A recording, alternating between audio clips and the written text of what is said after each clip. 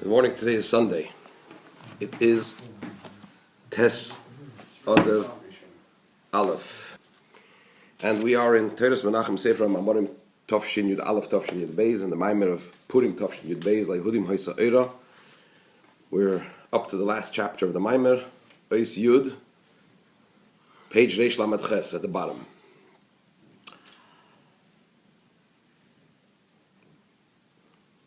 If you remember, the Rebbe began the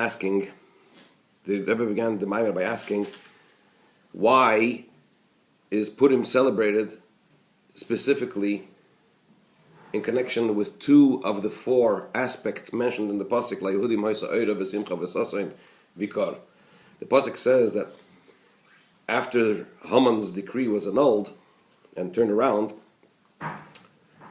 Layehudim Haisa Oira v'Simcha v'Sasain Vikar. There was light, gladness, joy, and honor for the Jews in Shushan and in all the Medinas, all the provinces of Achashverosh. What are the four things? Oira, we said, is Torah. Light is a reference to Torah. Simcha is a reference to Yom Tif. Sasain is a reference to Milah, circumcision. And Yikar is a reference to Tefillin.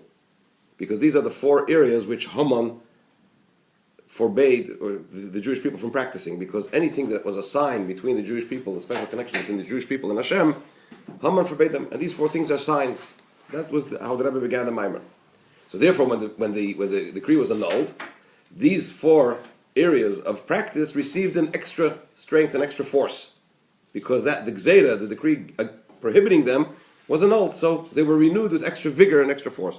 If that's the case, why is Purim celebrated specifically in two areas? Oira, Torah, because the Megillas Esther is Torah, as we explained at length that Esther wanted that the Torah, that Megillah should become one of the holy scriptures, and indeed she prevailed. And of course, Simcha. The Simcha of Purim is the greatest joy that of all festivals, of all celebrations. We don't find any special emphasis on the other two. So the Rebbe explained at length, if you remember, the whole idea of Seder Ishtalshalos, the chain order of creation, and how you get from the oneness of Hashem to the multitude of creation through the means and intermediary of Seder Ishtalshalos, Chachma, Ilah, then into Midos, the divine celestial attributes, and then you move from there to the letters of thought, speech, until you come into action. And that all depends on man's service of Hashem. Hashem says, I made the land, the earth, and upon it I created man, and the numerical value of created in this pasuk, Barossi, I created, is 613. That the entire Seder Shtalshalos and the entire system of drawing down the Ein Sof into this physical world depends on man serving Hashem properly. And when there is a problem in that service of Hashem, there's a problem in the system. So what happens? So when it's a time of darkness, as it were, spiritual darkness, when things are not the way they should, then we have a method of linking in directly into the Ein Sof through the Emunah Pshuta, through the simple faith and the total commitment that we have to Hashem. In such times, we link straight into the Chachmei Allah and straight into the Ein Sof, and from there we draw down the divine energy, and everything is filled in subsequently. The whole system is filled in subsequently through Hashem, by Hashem. That was the point that Rebbe made, and that is what happened on Purim. That since for almost an entire year, the Jewish people at that time stood in a state of total Mesiras Nefesh, total dedication to Hashem, to the extent they were prepared to give away their lives. So through that they linked into the very highest dimensions, and therefore they superseded everything. And because of that, Purim will not be annulled even when in times of Mashiach, because all the other festivals that'll be celebrated then will be like a candle in the sunlight, because the festivals are related to Seder Ishtalshalos. The divine revelations on Yom Tov are related to revelations within Seder Ishtalshalos, within the chain order of creation, whereas Purim represents a revelation of divine energy which is beyond Seder Ishtalshalos, beyond the chain order of creation, which is in fact what will be revealed generally when Mashiach comes. Pesach is. Well, the Rebbe explained that it has to do with Midas. Yes, of course, it's a renewed energy, but it is as it comes through Seder Ishtalshalos. Whereas when Mashiach will come, let's put it this way, generally speaking, The difference between the revelations that take place now and the revelations of Mashiach, the times of Mashiach, when Mashiach will come, it will be the revelation of Atzmos, the very essence of Hashem. That's what we're working towards. Purim was a mini revelation of Atzmos event. Okay? So, how does that come? Now that Rebbe ties it in full circle and comes back to the question that he asked originally, why the emphasis on these two things, Torah and Simcha? So the Rebbe says, V'zehu, chapter 10, Ois Yud, page Reish Lamed Chesed the bottom. V'zehu laYehudim hoisa oira v'simcha. This is also the idea of, quote, and for the Jews there was light and joy. That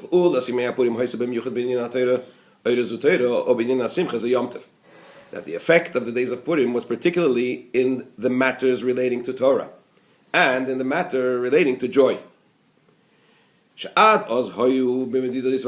Because these two dimensions, up until Purim, were in a limited state.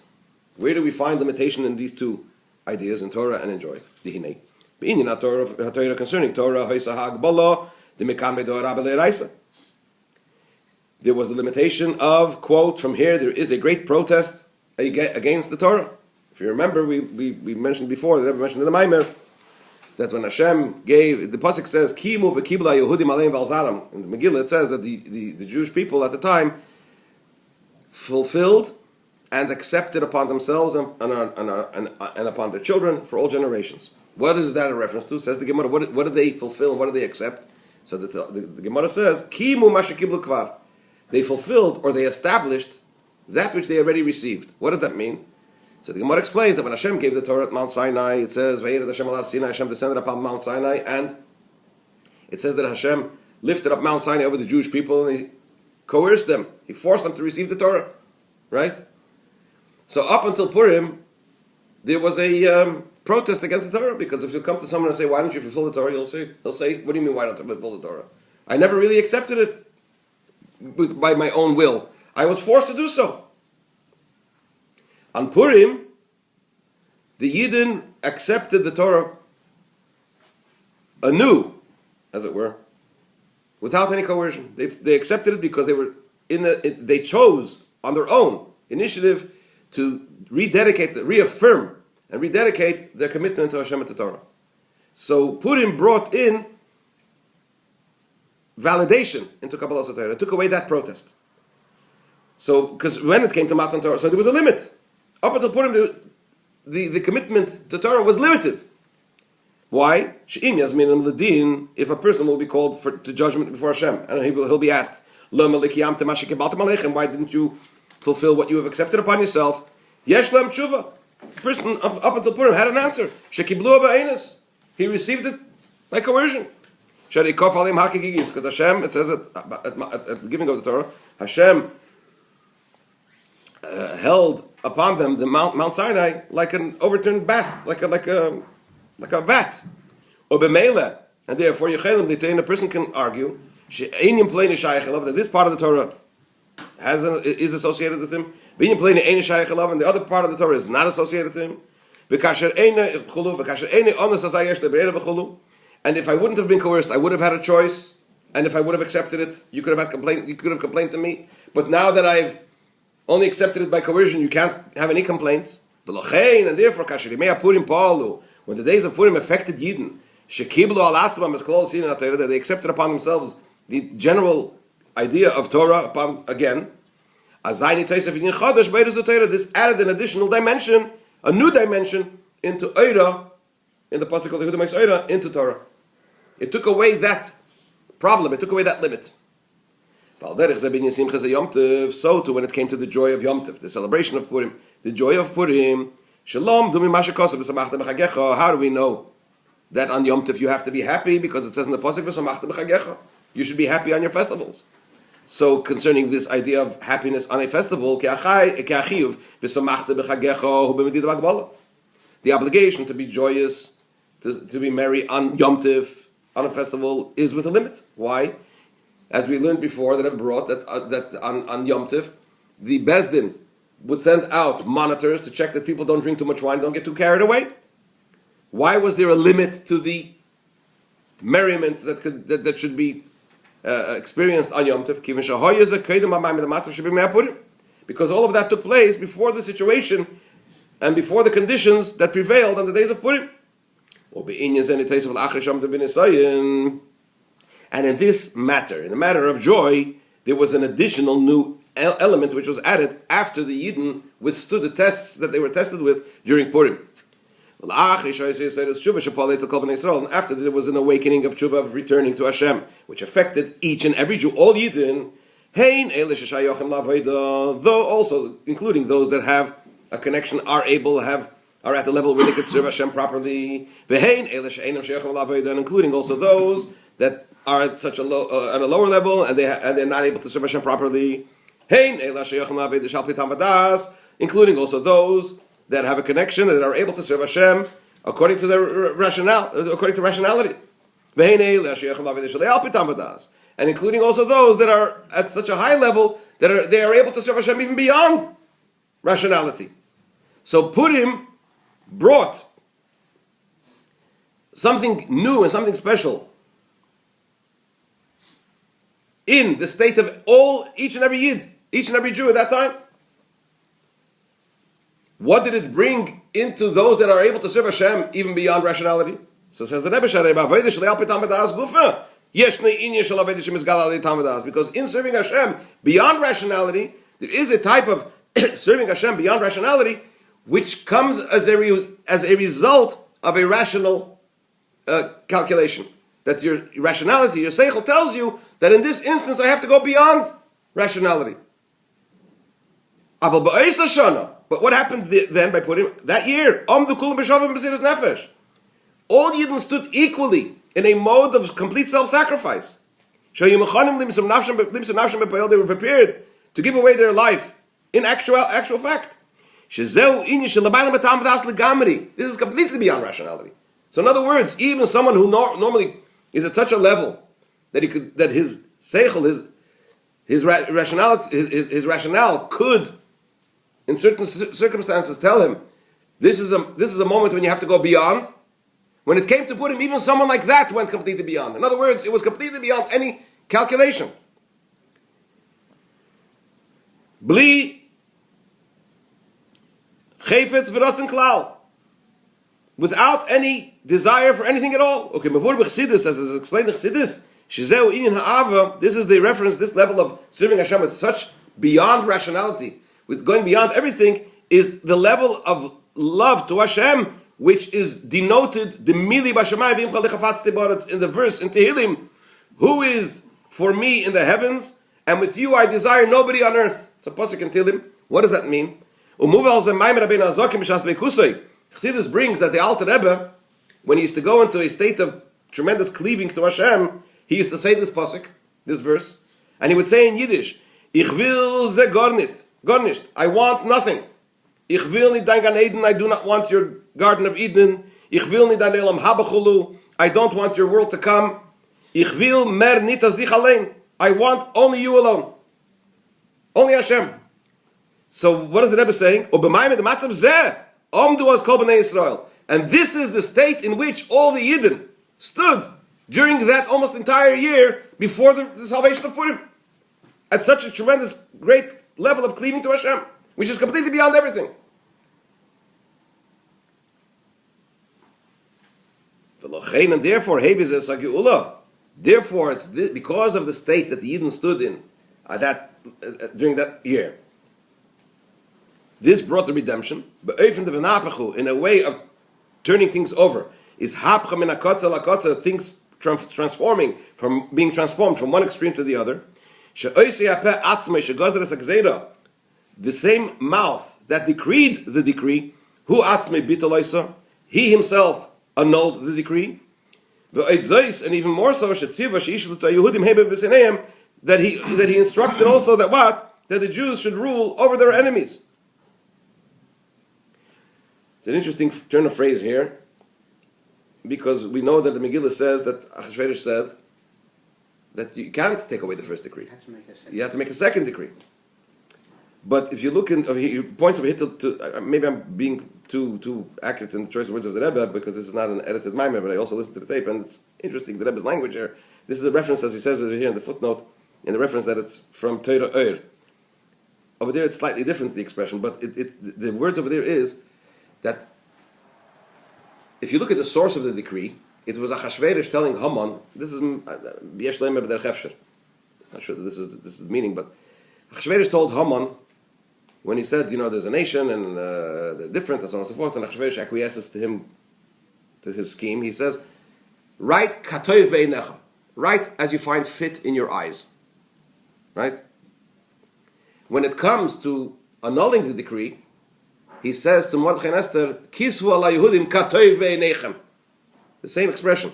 You write as you find favor in your eyes. So I guess in that sense, it was an annulment of the decree, because you can't have Haman writing as he wants and Mordechai and Esther writing as they want, mutually coexisting. It's either one or the other. They're two extremes. So in that sense, it is a bittul. He was mevatel what? The katoiv be'inecha of Haman.